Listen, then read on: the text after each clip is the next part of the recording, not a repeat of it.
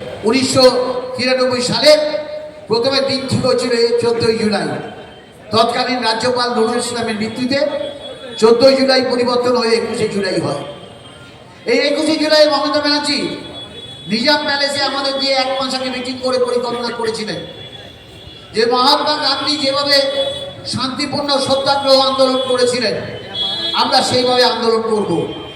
লাখে লাখে মানুষ ওই রাইটার্স বিল্ডিংকে চারদিক দিয়ে ঘিরে নেবে, সেখানে রাস্তা দখল করে আমরা বসে থাকবো, আমাদের দাবি না মেটা পর্যন্ত উঠবো না।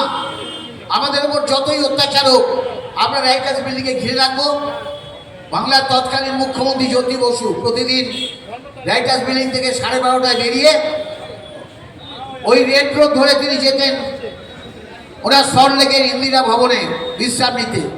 বিশ্রাম নিয়ে বিবিকে আবার বিকেল 4:30টার সময় রাইটার্স বিল্ডিং আসতেন সরকারি কাজ করার জন্য।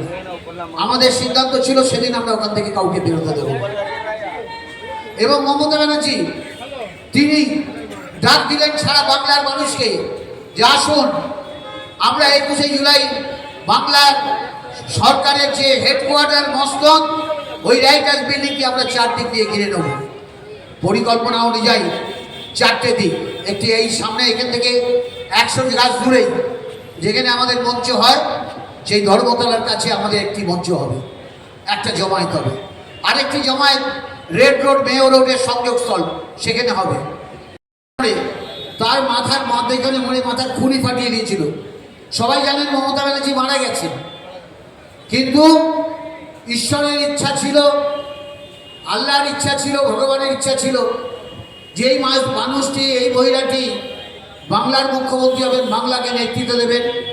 আর বাংলার কোটি কোটি মানুষ যারা দারিদ্র সীমার নিচে বাস করে, যাদের দুবেলা অন্ন জোটাতে অসুবিধা হয়, খাদ্য জোটাতে অসুবিধা হয়, তাদেরকে তিনি বাঁচাবেন এই ইচ্ছে ছিল বলেই সেদিন মমতা ব্যানার্জি বেছে দিয়েছিলেন।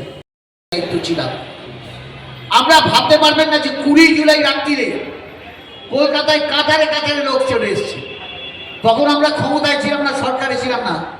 ওদের রাত্রিরে থাকতে দেওয়ার কোনো ব্যবস্থা ছিল না, যে কোথায় রাখবো, কোথায় খেতে দেবো। কিন্তু মানুষ শোনেনি, বলেছেন আমাদের কিচ্ছু লাগবে না। তারা ধর্মতলার ওই মাঠে শুয়ে পড়েছিলেন, বিভিন্ন রাস্তায় পার্কে রাত। মেয়র রোড এবং রেড রোডের ক্রসিংয়ের দায়িত্ব দেওয়া ছিল শোভনদেব চট্টোপাধ্যায়, মদন মিত্র, ফিরাদ হাকিম, কল্যাণ ব্যানার্জি সহ, সৌগত রায় সহ নেতৃবৃন্দে। আর আমাদের এই ধর্মতলার মঞ্চের দায়িত্ব ছিল প্রয়াত বিধায়ক সাধন পাণ্ডে, আমাদের পার্টির বর্তমান বিধানসভা চিফ হুইপ নির্মল ঘোষ, আমাদের সৌগত রায়ের দায়িত্ব ছিল।